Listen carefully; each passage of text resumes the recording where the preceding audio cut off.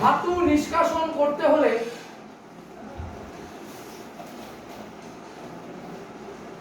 বিচারণ করতেই হবে।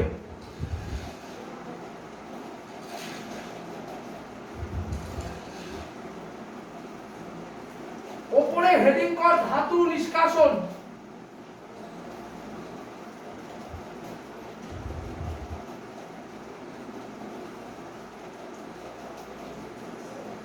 নিচে কোন আকরিক থেকে ধাতু নিষ্কাশন করতে হলে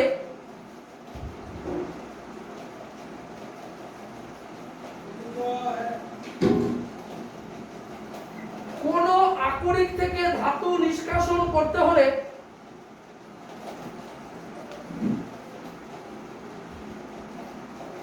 বিচারণ পদ্ধতি ব্যবহার করতে হবে।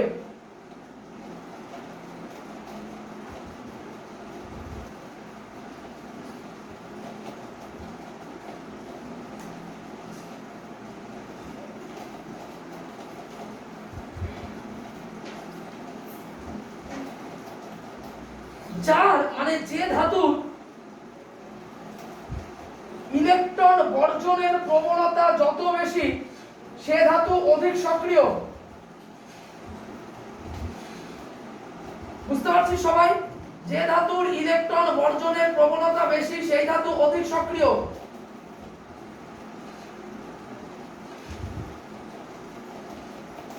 নিচে যে ধাতুর ইলেকট্রন বর্জনের প্রবণতা কম সে কম সক্রিয়। যে ধাতুর ইলেকট্রন বর্জনের প্রবণতা কম সে কম সক্রিয়।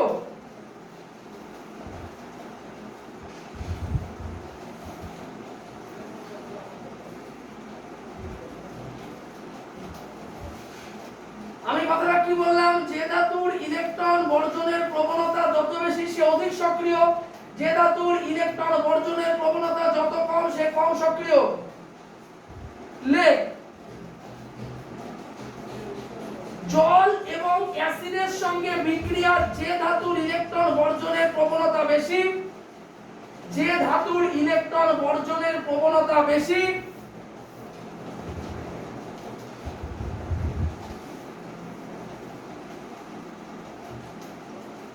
তার জল ও অ্যাসিডের সঙ্গে বিক্রিয়ার প্রবণতা বেশি।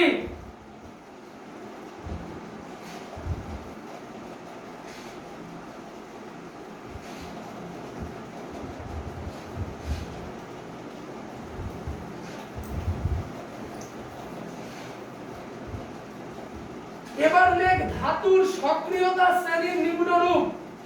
ধাতুর সক্রিয়তা শ্রেণীর নিম্নরূপ।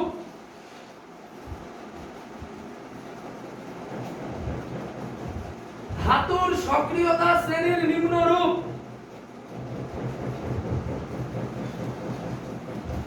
প্রথমে লেখ কে, কে মানে পটাশিয়াম কে,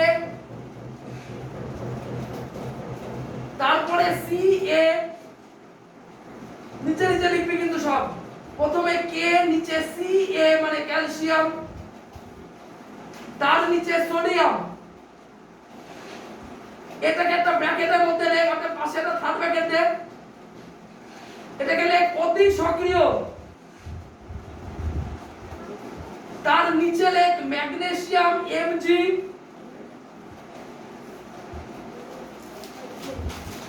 aluminium Al, Zn zinc, Fe হচ্ছে ফেরাস বা ফেরিক, যোজ্যতা কমে আস, যোজ্যতা বেশিতে ইক। তাহলে Fe এই অবধি হচ্ছে Mg থেকে Fe হচ্ছে মধ্যম সক্রিয়।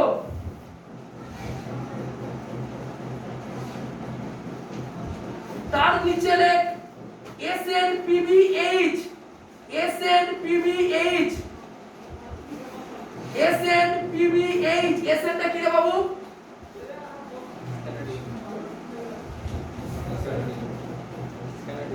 স্ক্যানারিয়াম। তাহলে স্ট্যানাস স্ট্যানিক, যদি আমরা উচ্চারণ করতে পারি stannous chloride essential 2, stannic chloride essential 3, ferrous chloride এফিসিয়াল 2, ফেরিক ক্লোরাইড এফিসিয়াল 3। কি ঠিক আছে? বোঝা যাচ্ছে? তাহলে কি কি হবে SnPbH, এটাকে লেখ নিম্ন সক্রিয়, এটা হচ্ছে নিম্ন সক্রিয়।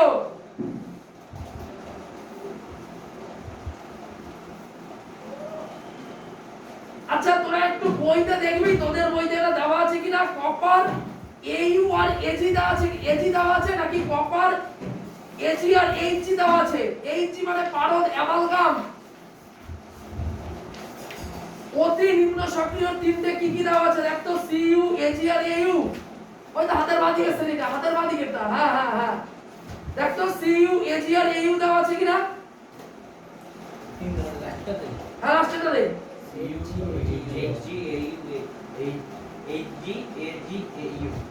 তাহলে Cu Hg Ag Au লেখ, Cu Hg Ag Au, Argentum aurum পারদ আর হচ্ছে কপার, এটা হচ্ছে amalgam. Cu Hg Ag Au লিখেছিস, এটা অতি নিম্ন সক্রিয়।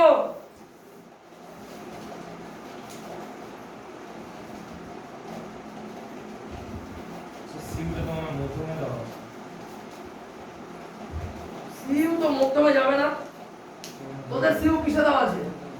হ্যাঁ লাস্টে না, Cuটা কিসে ঢুকেছে? তিনটা ভাগ করা আছে, প্রথমটা কি কি আছে? পটাশিয়াম আছে, ক্যালসিয়াম আছে, সোডিয়াম আছে, তারপরে ম্যাগনেসিয়াম, অ্যালুমিনিয়াম, ZnFe, তারপরে SnPbH, তারপরে Cu তো কপার, তো তো অতি নিম্ন সক্রিয় হতে তো কপার, তারপরে Hg, তারপরে Ag, তারপরে Au, তো ঠিক বললাম কি? তাহলে মধ্যমের প্রশ্ন আসছে বলতে, মধ্যমেতে MgAl ZnFe, এটাতে ভাগটা কাউন্ট করে করা যায় উত্তর কি কাউন্ট করে বলা যায়?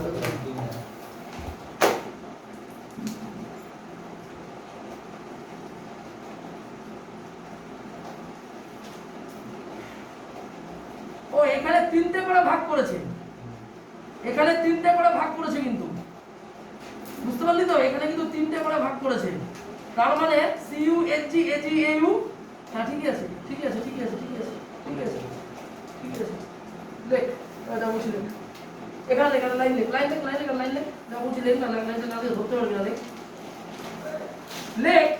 যত উপর থেকে নিচের দিকে নামা যায় সক্রিয়তা তত কমে।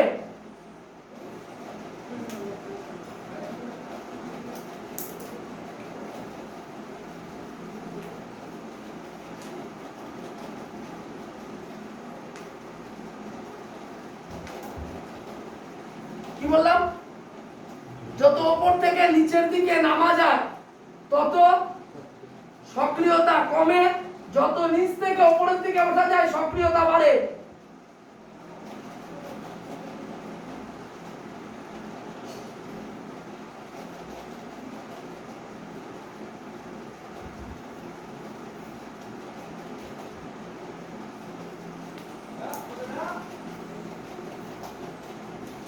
ঠিক আছে, এবার একটা ইম্পর্টেন্ট লাইন আগে লিখতো, অবশ্যই আগে লাইনটা লেখ, লেখ সক্রিয়তার সারিতে H এর উপরে থাকা, তাহলে এগুলো তো সবই ধাতু, তাহলে H এর উপরে দেখতো কে কে আছে, Zl আছে, Fe আছে, ঠিক বলেছি? তাহলে H এর উপরে থাকা ধাতুগুলি অ্যাসিডের সঙ্গে বিক্রিয়ায়, H এর উপরে থাকা ধাতুগুলি অ্যাসিডের সঙ্গে বিক্রিয়ায় H2 উৎপন্ন করে, এটা হচ্ছে ফার্স্ট ক্যারেক্টারিস্টিক, H2 উৎপন্ন করে। দেখ আমরা বিক্রিয়াটা করি, H এর উপরে থাকা ধাতুগুলি অ্যাসিডের সঙ্গে বিক্রিয়ায়, অ্যাসিডের সঙ্গে বিক্রিয়ায় H2 উৎপন্ন করে, ফার্স্ট ক্যারেক্টারিস্টিক H2 উৎপন্ন করে। তাহলে আমাকে একটা ধরি, আমি Zn ধরি, এর সাথে অ্যাসিড মানে কি, এটাকে হাইড্রোক্লোরিক অ্যাসিড বলে, এর আরেকটা নাম কি? না না, আমি পড়াশোনা কিন্তু করছি, আমাকে যাও তাহলে গুলতামি মেরে দিবে, মেনে নেব না কিন্তু। এইবার হলো মিউরিয়েটিক অ্যাসিড, অম্লরাজ বা অ্যাকুয়ারিজিয়া হচ্ছে 3 আয়তন গাঢ় হাইড্রোক্লোরিক অ্যাসিডের সঙ্গে 1 মিউরিয়েটিক অ্যাসিডের মিশ্রণে অম্লরাজ বা অ্যাকোয়ারিজিয়া তৈরি হয়, এটাকে নাইট্রোসিল ক্লোরাইড বলা হয়। এখানে Cl জার্মান ক্লোরিন হিসেবে কাজ করে। এটাকে বলা হয় মিউরিয়েটিক অ্যাসিড। এটা আরেকটা নাম কি? আরেকটা নাম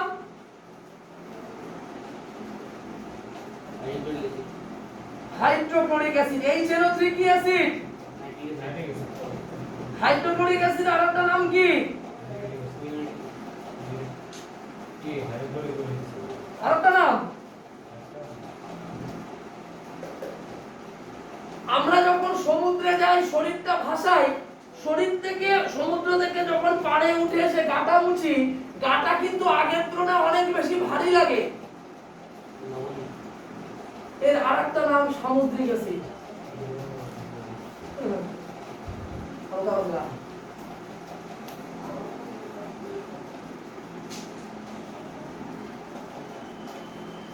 হলো এটা।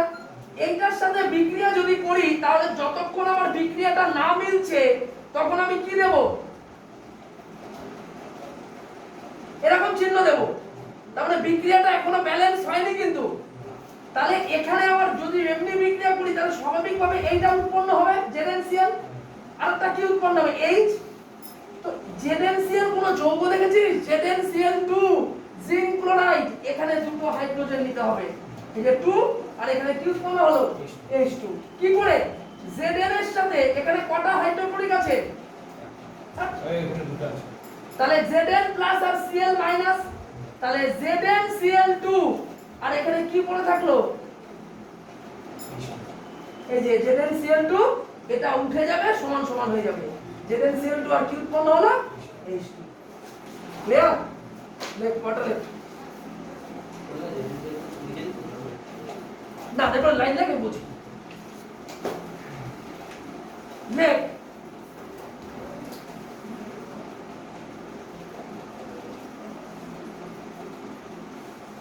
Mg Al Zn Fe, এই চারটে ধাতু।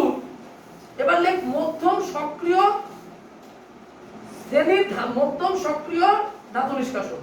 মধ্যম সক্রিয় ধাতু নিষ্কাশন।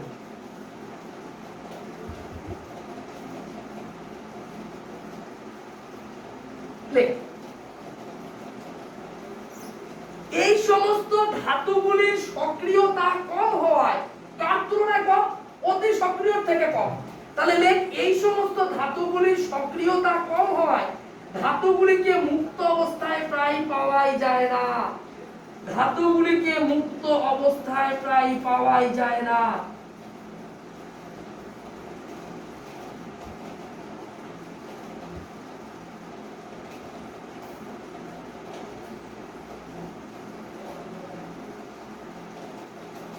নাম্বার 2, এইটারই নাম্বার 2 পয়েন্ট, অক্সাইডগুলি কম স্থায়ী। আচ্ছা সুপ্রতীক, অক্সাইডগুলি কম স্থায়ী মানে অক্সিজেনের প্রতি আসক্তিটা কিন্তু খুব একটা বেশি না। তাহলে লেখ অক্সাইডগুলি কম স্থায়ী। লিখছিস? নিচে লেখ অক্সাইডের একটা উদাহরণ হলো ZnO, জিঙ্ক অক্সাইড। এবং জিঙ্ক অক্সাইডকে কি নামে ডাকা হয়? এর নাম আছে। দুটো জিনিস বলতে হবে জিঙ্ক অক্সাইড, এটা কি কি? লেখ বাবু। একটা অক্সিজেন হয়ে গেল জিঙ্ক অক্সাইড, নাম্বার পেয়ে যাবে। এত সস্তা হলো তখন আমি ছিল না। লেখ ZnO কে দার্শনিকের উল বলে, আর ZnO কে পশম অক্সাইডও বলে। উল উল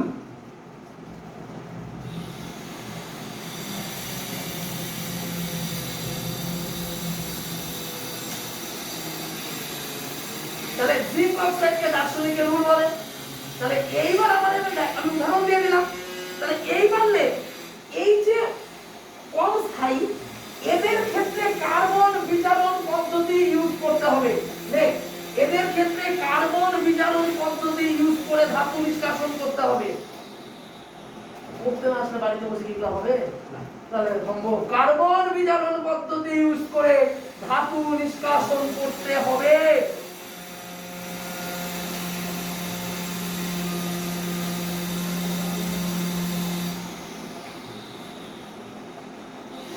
কার্বন বিজারণ পদ্ধতি ইউজ করে ধাতু নিষ্কাশন করতে হবে। মাথায় ঢুকলো? নে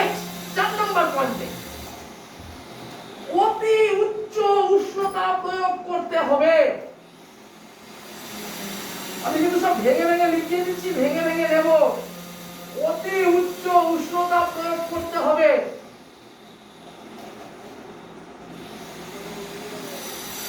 এবার বলছে কার্বন বিজারণ পদ্ধতি ইউজ করতে হবে। এই দেখ, তাহলে আমাদের কার্বন বিজারণ পদ্ধতি যদি ইউজ করতে হয় তাহলে জিঙ্ক অক্সাইড আছে, তার সাথে কার বিক্রিয়া করব? কার্বন। অতি উচ্চ উষ্ণতা 1400 ডিগ্রি সেন্টিগ্রেড, এটা 100 ডিগ্রি বলে দিই, up to HS honours MPhil master degree PhD যাই করিস না কেন, পৃথিবীতে কিছু মুখস্থ না করিস, উষ্ণতা কিন্তু যেটা বইয়ে লেখা আছে সেটাই লিখতে হবে। উষ্ণতা কিন্তু 1399 লেখা যাবে না। 1400 মানে এখানে শুধু এইটাই মুখস্থ করতে হবে। আর ওয়েল্ডিং এর ক্ষেত্রে লাগবে 2000 ডিগ্রি সেন্টিগ্রেড। কি বললাম? ওয়েল্ডিং এর ক্ষেত্রে কত?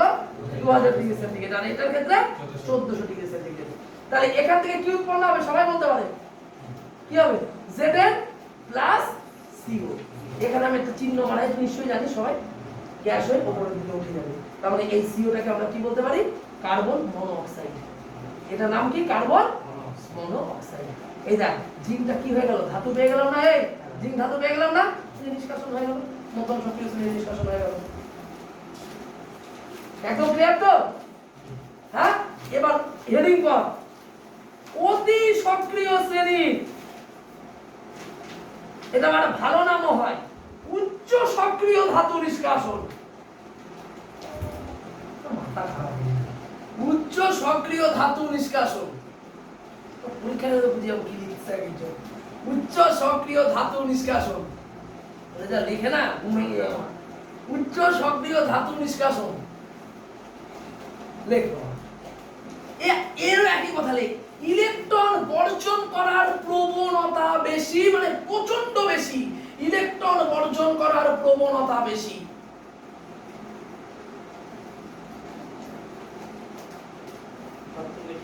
বেশি, প্রচন্ড বেশি লিখতে পারি, সবথেকে বেশি লিখতে পারি, কিন্তু বেশি।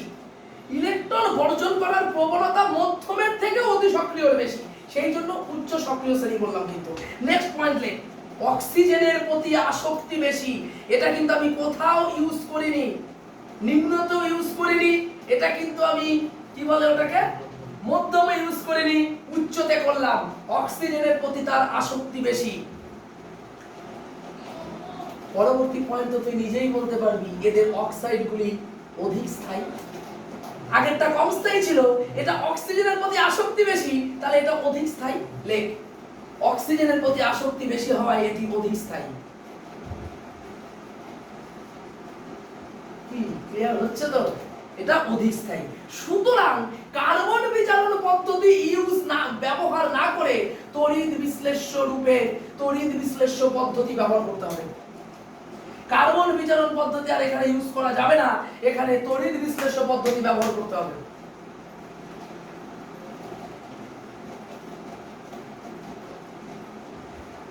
কার্বন বিজারণ পদ্ধতি আর ইউজ করা যাবে না, এখানে কি ব্যবহার করতে হবে? তড়িৎ বিশ্লেষ্য পদ্ধতি কিন্তু এখানে ব্যবহার করতে হবে।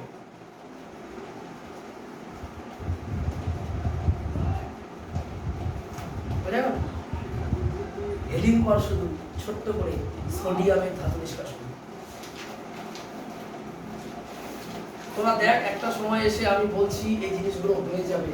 সোডিয়াম ধাতু নিষ্কাশন লেখ, ক্যাথোড হিসেবে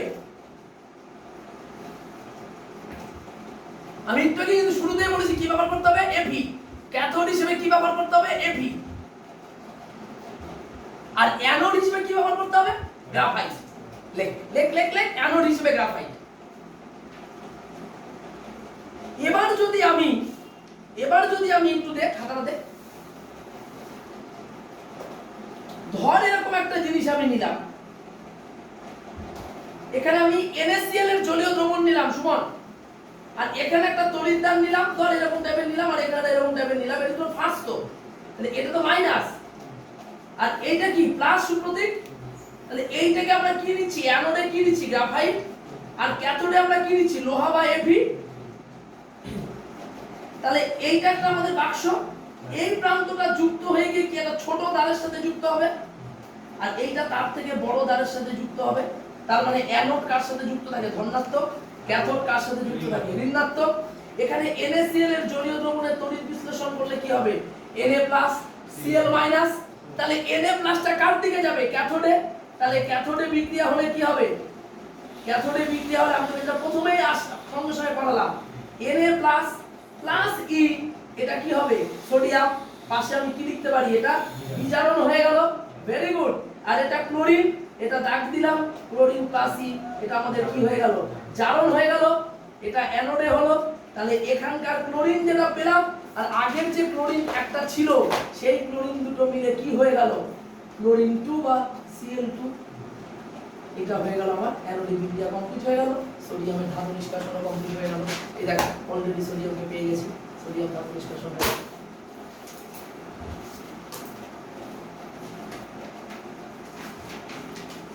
এবার লিখ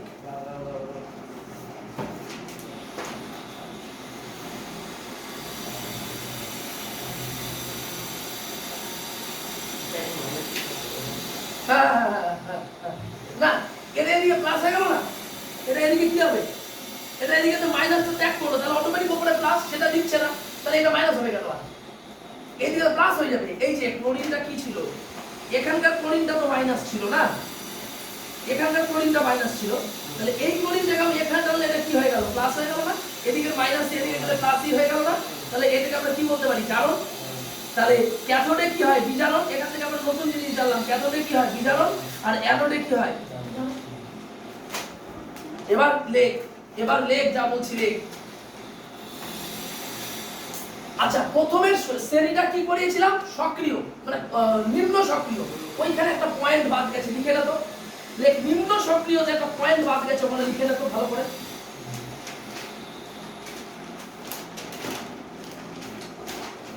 লেখ যা বলছি লেখ সক্রিয়তা সারির উপরের দিকের ধাতু মানে এটা আলাদা শুধু আলাদা জায়গায় লিখে নাও অনেকটা লেখা আছে কিন্তু সক্রিয়তা সারির উপরের দিকের ধাতু তার মানে সক্রিয়তা সারির উপরের দিকের ধাতু সারির নিচে অবস্থিত ধাতুর যৌগ থেকে সক্রিয়তা সারির উপরের দিকের কোন ধাতু সারির নিচে অবস্থিত ধাতুর যৌগ থেকে সারির নিচে অবস্থিত ধাতুর যৌগ থেকে ধাতুটিকে প্রতিস্থাপিত করে নিচে অবস্থিত ধাতুর যৌগ বা লবণ থেকে যেটা লিখতে পারি যৌগ বা লবণ থেকে ধাতুটিকে প্রতিস্থাপিত করে ঠিক আছে দেখ উদাহরণ দেখ যেমন দেখ সুমন এটা মায়াটা দেখ উপরের শ্রেণীতে কে আছে Fe আছে তার সাথে যদি আমি এই যে কপার সালফেট মানে কি এটা কি বর্ণের জানিস তো এটা নীল বর্ণের হয় এটা কি বর্ণের হয় নীল বর্ণের তাহলে এইটা যদি বিক্রিয়া করে তাহলে আমাদের কি উৎপন্ন হবে FeSO4 আর Cu এটা অদক্ষেপ হবে তো এই যে নিচের দিকে মানে কি এটা অদক্ষেপ পড়ে যাওয়া আর উপরের দিকে মানে কি গ্যাস হয়ে উড়ে যাওয়া তাহলে লেখ এখানে লিখে নে নীল বর্ণের কপার সালফেট দ্রবণে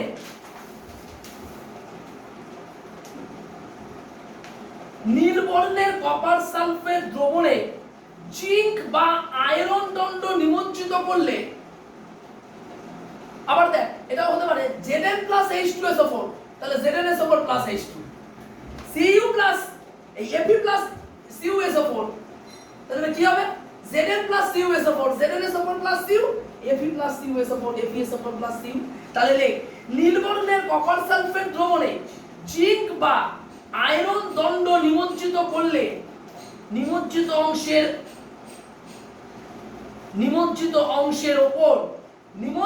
অংশের উপর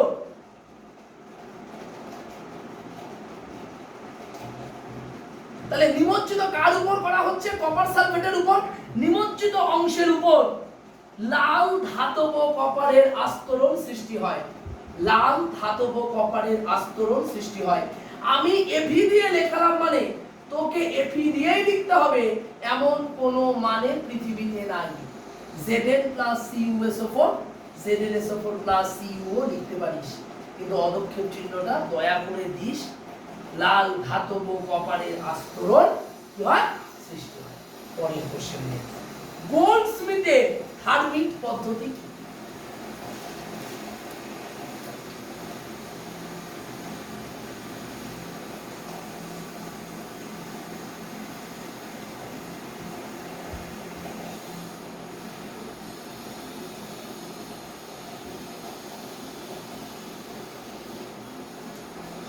দেখেছিস? লেখ উচ্চ উষ্ণতায়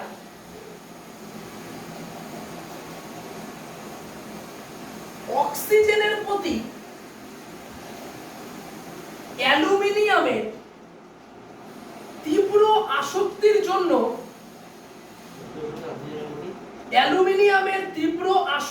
জন্য আসক্তি মানে ভালোবাসা, ভালো লাগা, এটাকে আসক্তি বলে।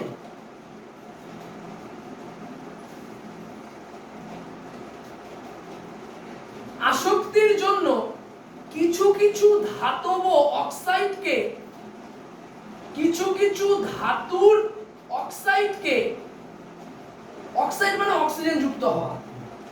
আচ্ছা, আরেকটা কথা তোদেরকে বলে রাখি সুমন, ভয় পাওয়ার কিছু নেই, সঙ্গে সঙ্গে এগুলো কোট করে নেয় কথাগুলো। অক্সিজেন অপসারণ মানে বিজারণ, লিখে নে।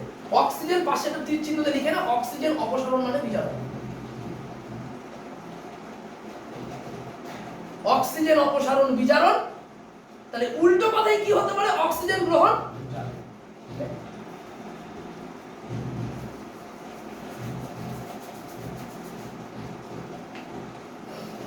তাহলে আমি কি বলছি? তীব্র আসক্তির জন্য কিছু ধাতু অক্সাইডকে Al চূর্ণ দ্বারা উত্তপ্ত করলে, Al চূর্ণ দ্বারা উত্তপ্ত করলে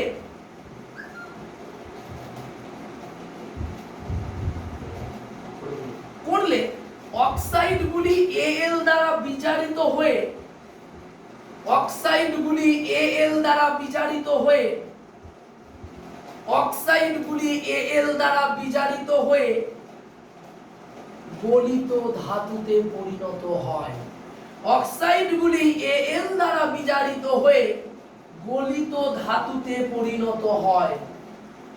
একে গোল্ডস্মিথের থার্মিট পদ্ধতি বলে। একদম ক্লিয়ার কিন্তু, একে গোল্ডস্মিথের কি বলে? থার্মিট পদ্ধতি বলে। কালকে দুপুরে একটা সময় একটু সার্চ করে নিস, ইয়ে সুমন, পরবর্তী লোহায় মরচে পড়াটাও চলে যাবে। তারপরে পরীক্ষাগার ও অজৈব শিল্পের রসায়ন শুরু করবে, একদম ডিটেইলস অ্যানালাইসিস, মানে বুঝে বুঝে, জানো যে কোনো ফিল্ড থেকে কোশ্চেন আসলে আমি সেটা অ্যাটেন্ড করতে পারি। তাহলে এটাকে আমি কি বললাম? এটাকে গোল্ডস্মিথের থার্মিট পদ্ধতি বলে। এবার উদাহরণ দেখ, আমি কি বলেছি? কিছু ধাতুর তীব্র আসক্তির জন্য, তাহলে এটার অক্সাইড, লোহার অক্সাইড, তার সাথে অ্যালুমিনিয়ামের বিক্রিয়া। আমি প্রথমেই বলেছি এটা কত ডিগ্রি সেন্টিগ্রেড? 2000 degree centigrade. শুধু Fe পড়ে থাকে আর Al কি নিয়ে নেয়? এই যে O3টাকে আকর্ষণ করে নেয়, তাহলে Al2O3 হয়ে গেল। তাহলে এটা হচ্ছে গোল্ডস্মিথের থার্মিট পদ্ধতি। এই যে থার্মিট পদ্ধতি ইউজ করা হচ্ছে 2000 ডিগ্রি সেন্টিগ্রেডে, এটা ভয় পাওয়ার কিছু নেই। এইটা দিয়ে রেল লাইনের যদি ওই যে ফাটল হয়ে যায়, ওটাকে ওয়েল্ডিং করা হয়, এটাকে বলা হয় থার্মিট ওয়েল্ডিং পদ্ধতি। আমি আর লেখাচ্ছি না, বই পাবি। নেক্সট, 3 আয়তন Fe2O3 আর 1 আয়তন অ্যালুমিনিয়াম চূর্ণকে থার্মিট মিক্সচার বলে। কমপ্লিট। 3 আয়তন Fe2O3 ও 1 আয়তন অ্যালুমিনিয়ামের মিশ্রণকে থার্মিট মিক্সচার বলে।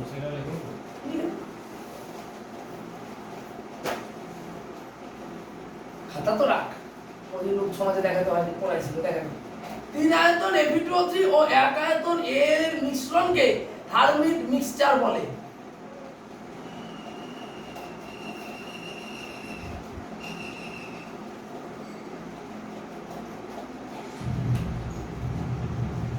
এবার আমাকে রাত্রে গিয়ে প্রশ্ন করবি, এই দাদা এখানে n দাও আছে, nটা কি?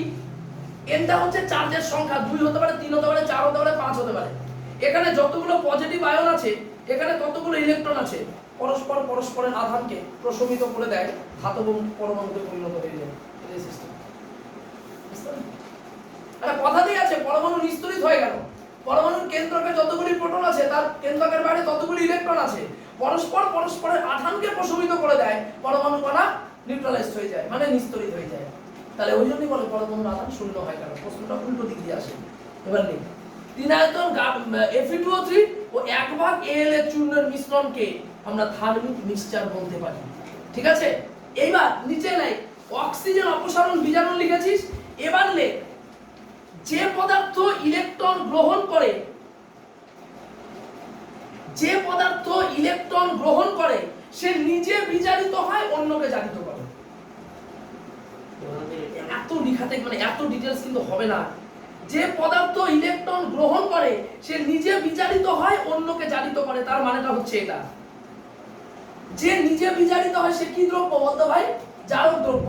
লিখে নে, নিজে বিজারিত হয়ে অন্যকে জারিত করে সে কিন্তু জারক দ্রব্য। তাহলে কতগুলো কথা বললাম একসাথে। নিজে বিজারিত হচ্ছে, অন্যকে জারিত করছে, তাহলে সে কি পদার্থ? জারক। দ্রব্য কিন্তু, দ্রব্য। এইগুলা মাথায় রাখি, দ্রব্য কিন্তু। তাহলে এবার উল্টো কথাটা লিখতো, যে পদার্থ ইলেকট্রন বর্জন করে, যে পদার্থ ইলেকট্রন বর্জন করে, যে পদার্থ ইলেকট্রন বর্জন করে সে নিজে জারিত হয়ে অন্যকে বিজারিত করে। যে পদার্থ ইলেকট্রন বর্জন করে, তোদের এত ডিটেইলসে পড়ানো হয়নি না, তাই হয়েছে না? যে পদার্থ ইলেকট্রন বর্জন করে নিজে জারিত হয়ে অন্যকে বিজারিত করে সেটি বিজারক দ্রব্য। তার জারিত হওয়া মানে লাস্টে ব, আর প্রথমে ব মানে লাস্টে জ। বিজারিত মানে জারক দ্রব্য, আর জারিত মানে বিজারক দ্রব্য। নিজে জারিত হয়ে অন্যকে বিজারিত করে সে কিন্তু বিজারক দ্রব্য।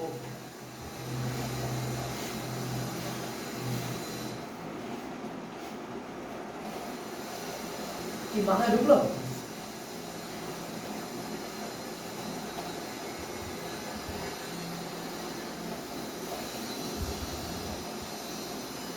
এই দেখ, এদিকে আয়, এদিকে এদিকে এদিকে।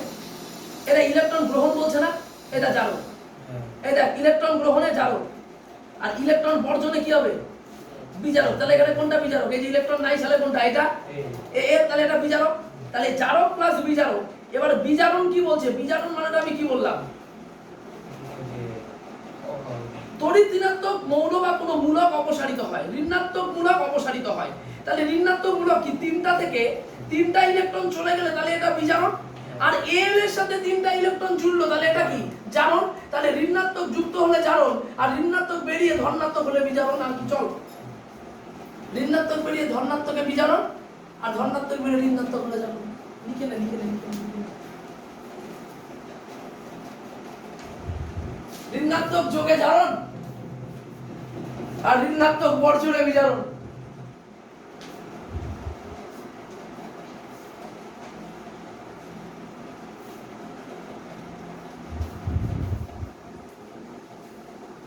অঙ্কের থেকে আমার মনে হয় 3 টাইমস টাফ হচ্ছে ফিজিক্স।